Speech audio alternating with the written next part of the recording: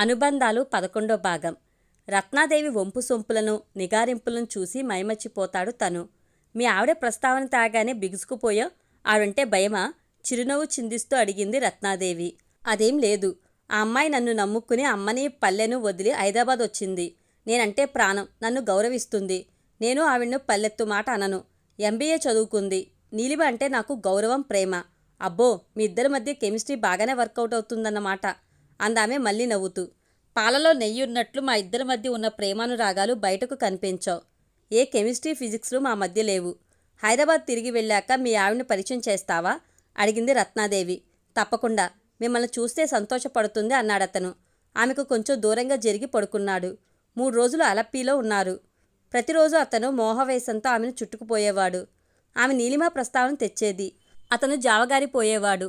ఆమె అందాలు తన సొంతం కాకపోయినా ఆమె మనసు తనకు అర్పణ చేస్తుందని తెలుసుకుని మురిసిపోయాడు నవీన్. మనిద్దరి మధ్య సంబంధం ఇలాగే కొనసాగని. సాగినంతకాలం సాగుతుంది మన బంధం. మీ ఆలుమగల మధ్య పొరపచ్చాలు రాకూడదు.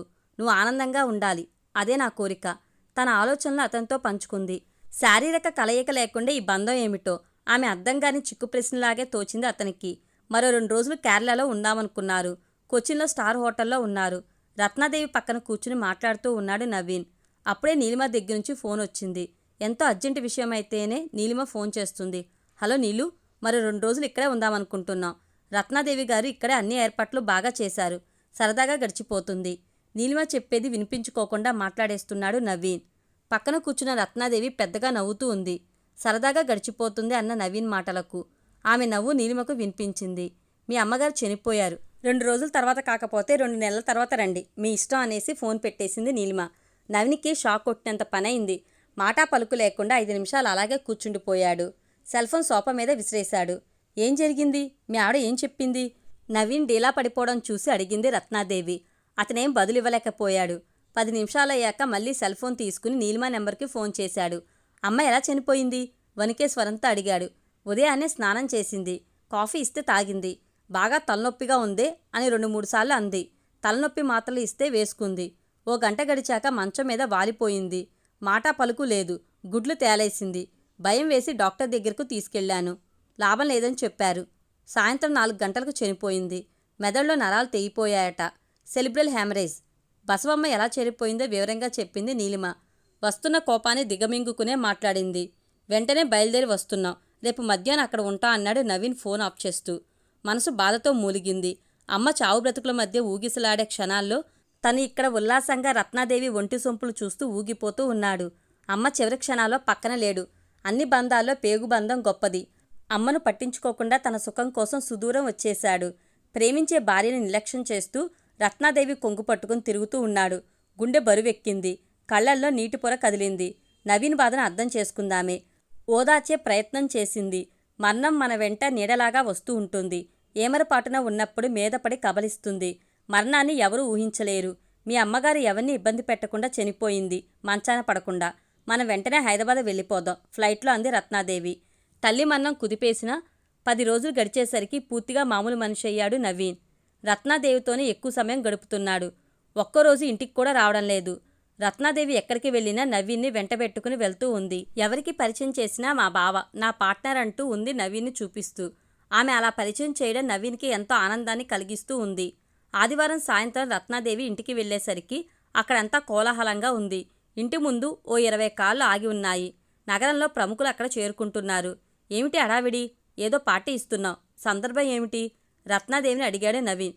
నువ్వు నాకు పరిచయమైన రోజు గుర్తుందా? సరిగ్గా సంవత్సరం క్రితం కారు టైర్కి పంక్చర్ అయితే నువ్వొచ్చి సహాయపడ్డావు. మనిద్దరి మధ్య సాన్నిహిత్యం పెరిగింది. అందుకు గుర్తుగా ఈ పార్టీ. మనం సెలబ్రేట్ చేసుకోవాలి అందామే అతని నడుం చుట్టూ చేయి వేసి. అందరి సమక్షంలో తనకు ప్రత్యేక గౌరవం చూపడం, తన నడుం చుట్టూ ఆమె చేయి బిగించడం అతనికి ఏనుగు ఎక్కినంత సంబరంగా ఉంది. ఆ హుషారులో 3 పెగ్గులు విస్కీ తాగాడు. భోజనం చేసి ఇంటికి తిరిగి వచ్చేసరికి రాత్రి 12 అయింది. భోజనం చేయకుండా నవీన్ కోసం ఎదురు చూస్తూ హాల్లో కూర్చుని ఉంది నీలిమ. తూరుతూ ఇంట్లోకి వస్తున్న భర్తను చూడగానే ఆమెకు దుఃఖం పొల్లుకొచ్చింది. మీ అమ్మగారు చనిపోయి సరిగ్గా 1 నెల రోజులైంది. మీరు తాగి ఆమెకు సంతాపాన్ని తెలియజేస్తున్నారా? అడిగిందామె అతని భుజం పట్టుకుని కుదుపుతూ. తల పక్కకు వాల్చేసి సారీ నీలు అన్నాడతను. మీకెందుకు ఈ పాడు స్నేహితం? మనకేం లోటు ఉంది? ఉండటానికి కాంతారావు గారిచ్చిన ఇల్లు ఉంది. నేను ఉద్యోగంలో చేరాను కదా. నెలకు 15,000 సంపాదిస్తున్నాను. ఉన్నదానితో తృప్తి పడాలి అందామే. నువ్వు అనుకుంటున్నట్టు రత్నాదేవి నా మధ్య ఉన్నది చెడ్డ స్నేహితం కాదు. నేనంటే ఆమెకు ప్రాణం. ఆమె అంటే నాకు ఆరాధన. అంతకు మించి మా ఇద్దరి మధ్య ఎటువంటి శారీరక బంధం లేదు. ముద్దముద్దగా వస్తున్న అతని నోట్లో నుంచి మాటలు. మీరిద్దరు కలిసి కేరళ వెళ్ళారు. వ్యాపారం కోసం కాదని మీరే చెప్పారు. అక్కడ కూడా రోజు గడిపి వచ్చారు. అప్పుడప్పుడు ఆమె ఇంట్లోనే రాత్రిళ్ళు మీరు కాలక్షేపం చేసి వస్తారు. మీ ఇద్దరి మధ్య ఉన్నది పవిత్రమైన స్నేహమేనని నమ్మమంటున్నావు. నిజం నీలు అన్నాడతను నెత్తిమీద చేయి పెట్టుకుని ప్రమాణం చేసి చెప్తున్నట్లు. అతనితో వాదించడం అనవసరం అనుకున్నది నీలిమ. నువ్వు భోజనం చెయ్యి, నీ పక్కన కూర్చుంటాను అన్నాడతను డైనింగ్ టేబుల్ దగ్గర కుర్చీలో కూలబడి. అంత కోపంలోనూ నవీన్ అంటే అనురాగం మనసులో పొంగి పొర్లింది. నవీన్ తనవాడే. ఎవరెన్ని ప్రయత్నాలు చేసినా అతను తనకు దూరం అవ్వడు. తను కోప్పడినా అతనేమనుకోడు. పరుషంగా ఒక్క మాట మాట్లాడాడు. ఆమె మనసులోని అలజడి కొంతవరకు తగ్గింది. ఆమె వారిస్తున్న అతనే భోజనం వడ్డించాడు. బట్టలు మార్చుకుని బెడ్ మీద చేరుకున్నాక ఆమెను దగ్గరకు తీసుకున్నాడు. రత్నదేవి కంటే నువ్వంటేనే నాకు అమితమైన ప్రేమ. నా అనురాగ దేవతవు నువ్వు అన్నాడతను ఆమె ఉదరంపై ముద్ర వర్షం కురిపిస్తూ.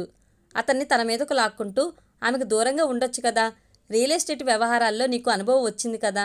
సొంతంగా నీ వ్యాపారం చేసుకోవచ్చు కదా. అంతగా నీకు ఆ ఫీల్డ్ నచ్చితే ఎందుకురా ఆమె మీద నాకు సదభిప్రాయం కలగడం లేదు అంది నీలిమ.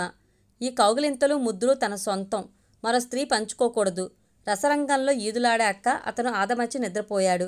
ఆమెకు మాత్రం నిద్ర పట్టలేదు. నవీన్ సొంతంగా వెంచర్లు మొదలుపెట్టాడు. హయత్ నగర్ పరిసరాల్లో 5 ఎకరాల పొలం కొని ఇళ్ల స్థలాలు అమ్మకానికి పెట్టాడు. పెట్టిన పెట్టుబడికి 4 లాభం వచ్చింది. ఉద్యోగస్తులు ఎక్కువగా ఉండే వనస్థలిపురం సమీపంలో 5 అంతస్తుల భవనం కట్టించాడు. 40% ఫ్లాట్లు స్థలం ఓనర్కు, తను 60% ఫ్లాట్లు తీసుకున్నాడు. స్థలం ఓనర్కి ఇచ్చిన 2 బెడ్రూమ్ ఫ్లాట్లు కూడా తనే అమ్మిపెట్టి వాటిలో కమిషన్ తీసుకున్నాడు. రత్నాదేవి సలహా తీసుకోకుండా ఏ పని చేయడం లేదు. అవసరమైన పెట్టుబడి ఆమె పెడుతూ ఉంది. సనత్ నగర్లో 12 సెంట్లు స్థలంలో పెద్ద ఇల్లు కట్టించాడు. ఇంటి ముందు పచ్చటి లాన్. నీలిమకు ఇష్టమని ఇంటి ముందు వైపు పూల మొక్కలు, ఇంటి చుట్టూ మామిడి, కొబ్బరి, సపోటా మొక్కలు నాటించాడు. కింద అంతస్తులో 3 బెడ్రూమ్లు, కిచెన్ పైన పెద్ద హాలు, దానికి ఆనుకుని ఓ బెడ్రూము ఉన్నాయి. ఇంత పెద్ద ఇల్లు మనకెందుకండి? మనం ఉంటున్న కాంతారావు గారి ఇల్లే నాకు బాగా నచ్చుతుంది అంది నీలిమ నవీన్తో. అది మన సొంతం కాదు. ఇల్లు నా కష్టార్జితంతో కట్టించినది. మన సొంత ఇంటిలో ఉంటేనే మనసు ఆహ్లాదంగా ఉంటుంది అన్నాడతను. అంత పెద్ద ఇల్లు ఆమెకు తృప్తిని, సంతోషాన్ని కలగనివ్వలేదు. అశాంతి, అలజడి గుండెల్లో గూడు కట్టుకుంది. ఏం కష్టార్జితం?